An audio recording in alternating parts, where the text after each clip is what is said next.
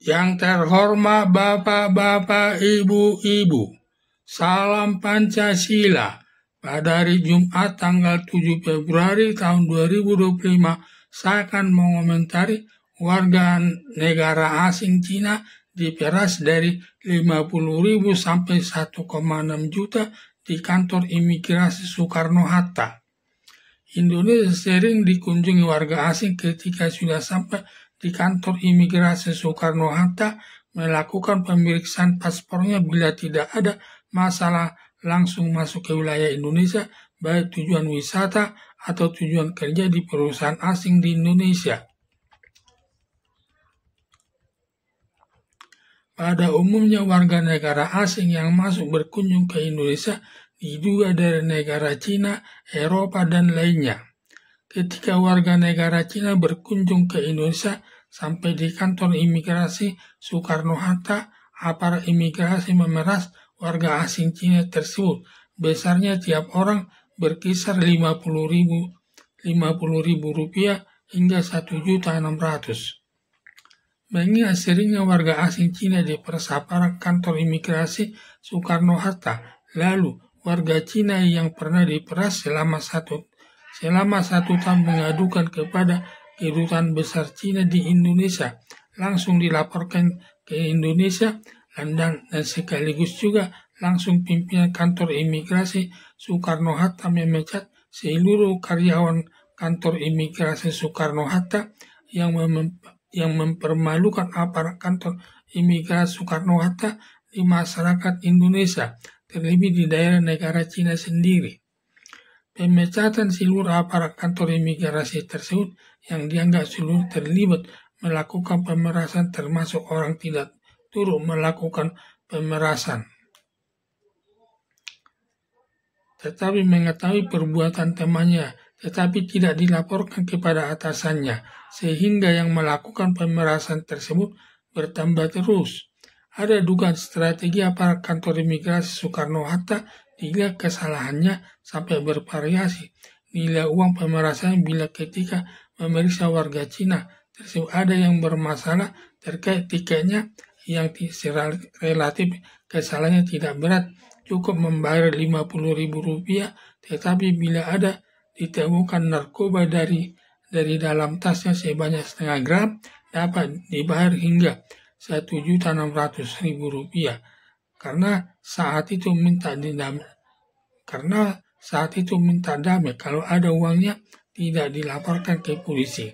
Tetapi bila tidak ada uangnya dilaporkan ke polisi untuk diproses sesuai hukum yang berlaku, yang ancaman hukumannya cukup berat.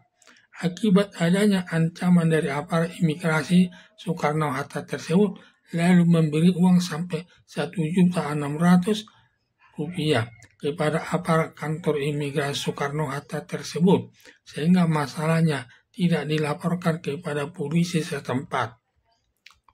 Seharusnya bila aparat imigrasi Soekarno-Hatta menemukan orang asing membawa barang yang terlarang, dilaporkan kepada polisi setempat, sehingga tidak kena hukuman pemecatan, tetapi dalam hati aparat kantor imigrasi Soekarno-Hatta terjadi tarik ulur antara melaksanakan tugas yang baik tetapi tidak dapat uang.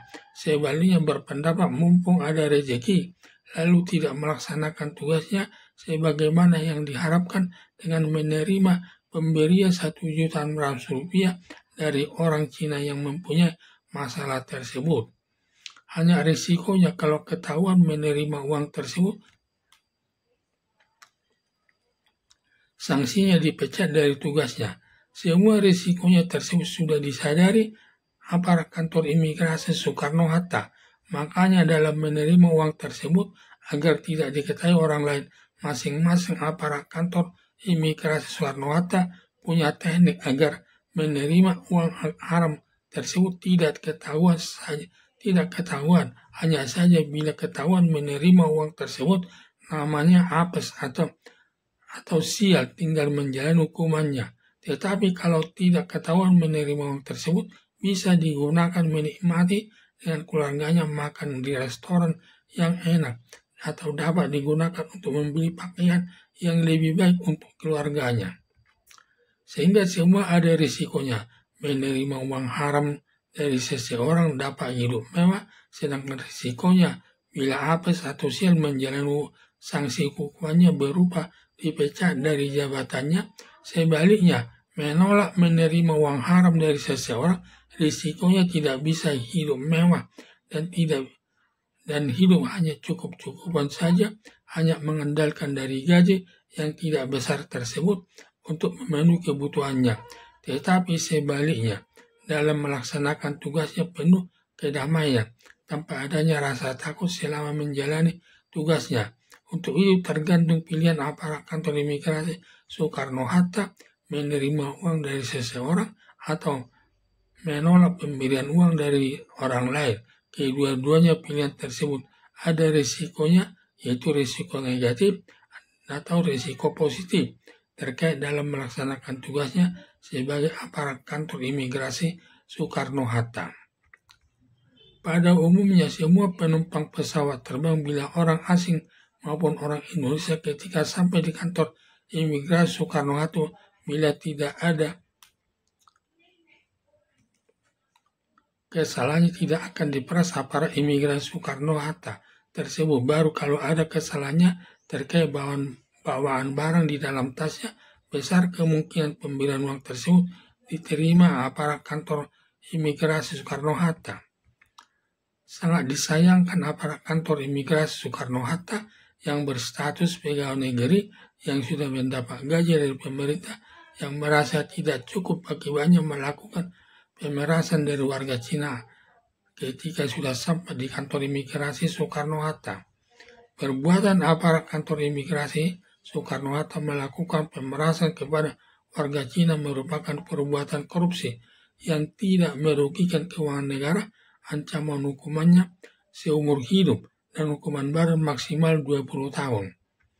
Perilaku aparat kantor imigrasi Soekarno-Hatta, walaupun uang yang diperas paling rendah 50.000 sampai 1.600.000 rupiah, termasuk perbuatan korupsi. Tidak harus miliaran rupiah, karena dalam perkara pidana atau perkara korupsi ada diatur bahwa hukuman badan berupa hukuman penjara paling tinggi selama 20 tahun dan paling rendah 1 hari. Disinilah nanti letak pertimbangan hakim menjatuhkan hukuman kepada seorang koruptor bila pertimbangan hakim banyak alasan yang memberatkan terkait perbuatan korupsi sebesar 1.600.000 rupiah, maka putusan hakim hanya 5 bulan penjara. Tetapi bila pertimbangan hakim banyak alasan yang meringankan, hakim dapat menjatuhkan hukuman selama 2 bulan penjara sesuai perbuatannya. Tetapi bila perbuatan korupsi sampai triliunan rupiah, bila pertimbangan hakim banyak alasan yang memberatkan, maka hakim dapat menjatuhkan hukuman seumur hidup. Tetapi bila pertimbangan hakim banyak alasan yang meringankan, maka hakim dapat menjatuhkan hukuman selama 12 tahun sesuai perbuatannya. Perilaku aparat kantor imigrasi Soekarno-Hatta sama saja dengan perilaku pejabat tinggi negara. Tujuannya bekerja hanya mengumpulkan harta kekayaan sebanyak-banyaknya untuk dapat hidup mewah atau berpoya-poya. Hanya beli tas dan pakaian yang bermerek, harus ke luar negeri sampai Singapura, Amerika Serikat, Prancis, Inggris, Italia, di Milan, sekaligus menikmati pemandangan yang indah di negeri orang dan menginap di hotel mewah. Sebaliknya, para koruptor tidak pernah memperhatikan atau memikirkan masyarakat miskin, maka 3 kali dalam 1 hari mengalami kesulitan yang tinggal di kolong jembatan atau di lingkungan kumuh. Demikian perbedaan kehidupan para koruptor yang hidup di berpoya-poya, sedangkan kehidupan masyarakat miskin maka 3 kali dalam 1 hari mengalami kesulitan, ibarat siang hari dan malam hari. Harapan saya, aparat kantor imigrasi Soekarno-Hatta perbuatan pemerasan atau atas warga Cina yang masuk kota Jakarta masuk perbuatan korupsi yang jumlahnya hanya 1.600.000 rupiah. Jangan hanya dipecat dari kepegawaian dari kantor imigrasi Soekarno-Hatta. seharusnya diselesaikan dengan menuntut melakukan perbuatan korupsi dengan hukuman selama 2 bulan penjara agar tidak melakukan perbuatan pemerasan lagi kepada warga negara Indonesia maupun kepada warga negara asing yang masuk ke Indonesia. Sekian dan terima kasih.